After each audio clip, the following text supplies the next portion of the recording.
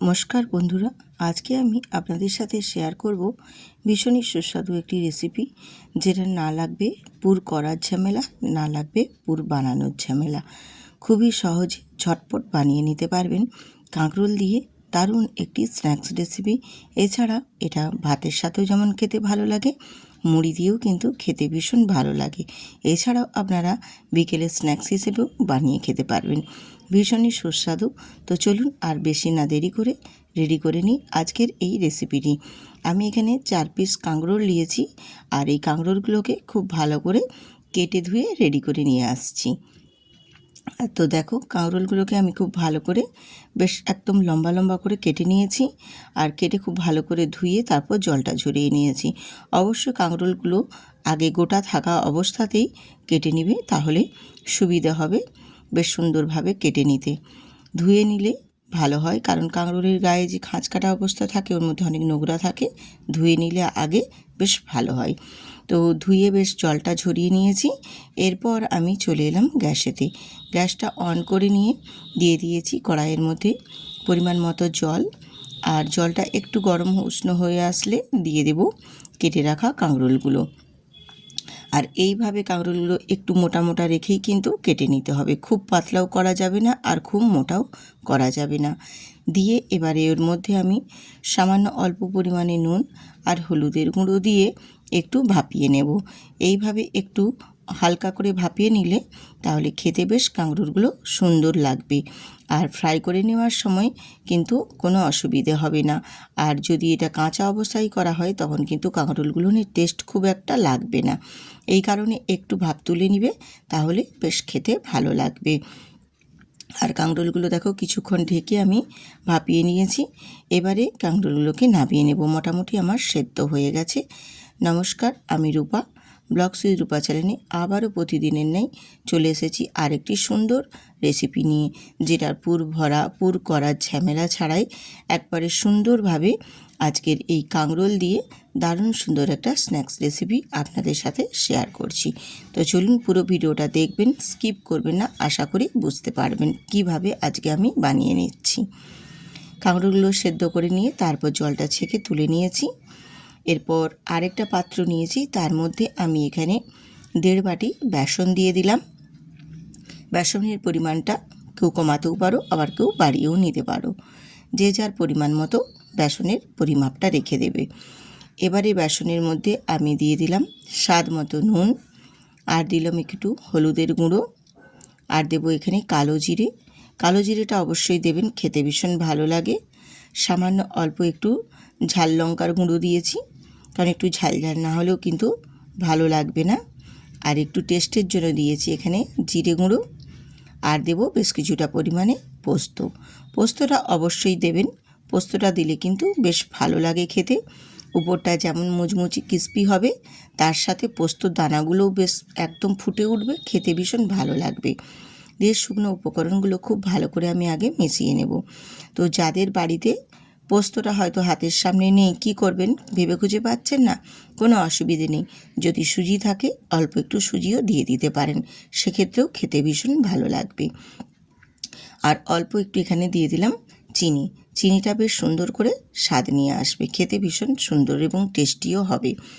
আর আপনারা যদি চান এখানে চালের গুঁড়ো 1 চামচ ব্যবহার করতে পারেন, তাহলেও বেশ মুচমুচে এবং ক্রিস্পি হবে। তো চালের গুঁড়ো ছাড়াই কিভাবে মুচমুচে এবং ক্রিস্পি হবে সেটাই আমি আজকে আপনাদের সাথে শেয়ার করছি, শুধুমাত্র বেসন দিয়েই বানিয়ে।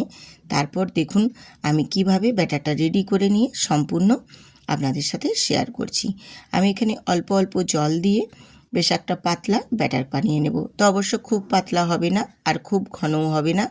আমি ব্যাটারের থিকনেসটা আপনাদের দেখিয়ে দেবো কীরকম পর্যায়ে আমি ব্যাটারটা রেখেছি। ঠিক এই পর্যায়ে আমি ব্যাটারটা রেখেছি। একদম দেখো, খুব একদম ঘন নয় আর একদমই পাতলা না, ঠিক এই রকম মিডিয়াম সাইজের ঘনত্বটা রাখতে হবে। তো এই পর্যায়ে আমি ব্যাটারটা খুব ভালো করে একদম ফেটিয়ে নিয়েছি। কোনো সোডাও দেওয়ার দরকার নেই, আর কোনো এমনি মানে মুচমুচে হওয়ার জন্য চালের গুঁড়োও দেওয়ার দরকার নেই। এমনিতেই এইটা এত সুন্দর হবে, খুব সুন্দরভাবে মুচমুচে এবং ক্রিস্পি হবে, আর বড়াগুলো খেতেও কিন্তু ভীষণ ভালো লাগবে। আর এখানে দেখো একটা ফ্রাই প্যান বসিয়ে দিয়ে দিয়েছি পরিমাণ মতো তেল, আর খুব বেশি তেল কিন্তু দেওয়া লাগবে না, অল্প তেলের মধ্যে সুন্দরভাবে ভাজা হয়ে যাবে আজকের এই রেসিপিটি। এবারে আমি ওই বেসনের মধ্যে কাঁকরোলটা যে ঠান্ডা করে নিয়েছিলাম ভাপিয়ে নেওয়ার পর, সেই কাঁকরোলগুলো এক এক করে বেসনের মধ্যে ডুবিয়ে সুন্দর করে আমি এই তেলের মধ্যে আস্তে আস্তে আলতো হাতে ছেড়ে দেব। আর এই রকমভাবে বেশ সুন্দরভাবে কাঁকরোলগুলোকে বেসনের মধ্যে ডুবিয়ে এইভাবে একটু ভেজে নিলে ভীষণ সুন্দর লাগে। আর ভেজে নেওয়ার সময় কিন্তু গ্যাসের ফ্লেমটা লো টু মিডিয়ামে রাখবেন আর বেশ আস্তে আস্তে করে ভেজে নেবেন, তাহলে অপর পাশটা বেশ সুন্দরভাবে ভাজা হবে। তারপর উল্টে দেব অপর পাশটা আবার ভেজে নেওয়ার জন্য। একটা পাশ আমার দেখো বেশ হালকা হালকা করে ভাজা হয়ে গেছে, ঠিক সেই পর্যায়ে উল্টে নিতে হবে, তাহলে কিন্তু একদমই একটার গায়ে একটা জড়িয়ে যাবে না আর প্যানের মধ্যেও চিটিয়ে যাবে না, বেশ সুন্দরভাবে কিন্তু একদম উঠে আসবে। যেরকম আমি দেখিয়ে দিচ্ছি দেখো তোমাদের, একদমই কিন্তু কারো গায়ে কারো লেগে যাচ্ছে না আর কিন্তু প্যানের গায়েও চিটিয়ে যাচ্ছে না। দেখো বেশ সুন্দরভাবে কিন্তু একদম খুন্তির সাহায্যে উল্টে নিতে পারছি, বা এই রকমভাবে উল্টে নিতে হবে। দিয়ে এই রকমভাবে আমি বড়াগুলোকে সব ভেজে নেব। আজকের এই রেসিপিটিতে দেখুন পুর ভরা বা পুর করার কিন্তু কোনো ঝামেলাই নেই, অথচ সুন্দরভাবে আজকের এই স্ন্যাক্স রেসিপিটি তৈরি হয়ে যাবে।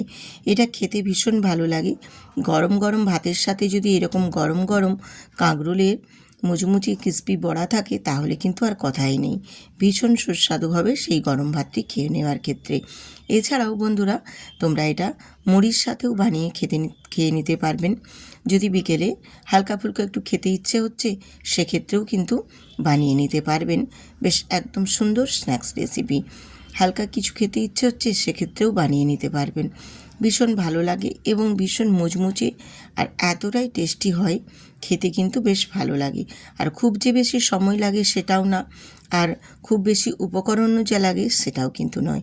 একেবারে ঘরে থাকা সামান্য উপকরণ দিয়েই কিন্তু আজকের এই কাঁকরোলের ক্রিস্পি মুচমুচে বড়াগুলো রেডি করে নিতে পারবেন ভীষণ সুন্দরভাবে। আর আমি দেখো বড়াগুলোকে বেশ উল্টে পাল্টে সুন্দর করে লালচে লালচে করে ভেজে নিয়েছি। এবারে আমি এগুলোকে এক এক করে তুলে নিচ্ছি।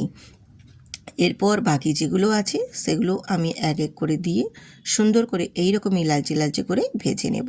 তো আজকের এই মুচমুচে কাঁকরোলের বড়া যদি ভালো লেগে থাকে তোমাদের, অবশ্যই কিন্তু বন্ধুদের সাথে শেয়ার করে সাবস্ক্রাইব করে পাশে থাকবেন। নতুন নতুন বন্ধুদের ক্ষেত্রে বলছি, আর পুরনো বন্ধুদের অসংখ্য ধন্যবাদ যারা আমার প্রতিটা ভিডিওতে আমার পাশে প্রতিদিনের ন্যায় থাকে। এই জন্য আমার পুরনো বন্ধুদের অসংখ্য অসংখ্য ধন্যবাদ আমার পাশে থাকার জন্য। আমি সমস্ত বড়াগুলো ভেজে নিয়ে তারপর আপনাদের সাথে শেয়ার করে দেখিয়ে দিচ্ছি কতটা মুচমুচে এবং কতটা ক্রিস্পি হয়েছে। আশা করি দেখলেই বোঝা যায় যে বড়াগুলো কতটা সুন্দর হয়েছে। এতে কিন্তু পুর ভরতেও হবে না আর পুর করতেও হবে না, কত সুন্দরভাবে দেখো কম সময়ের মধ্যে একদম রেডি হয়ে যাবে। আর গরম গরম ভাতের সাথে কিন্তু ভীষণ ভালো লাগে খেতে। আমার তো ভীষণ ভালো লাগে, আপনাদের কেমন ভালো লাগে একটু কমেন্ট করে অবশ্যই জানাবেন। আর বাড়িতে একদিন ট্রাই করেও কিন্তু কমেন্ট বক্সে কমেন্ট করতে জানাতে একদমই ভুলবেন না।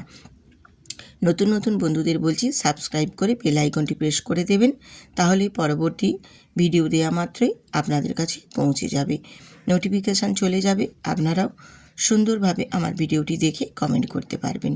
আজ এখানেই শেষ করছি, আবার দেখা হবে।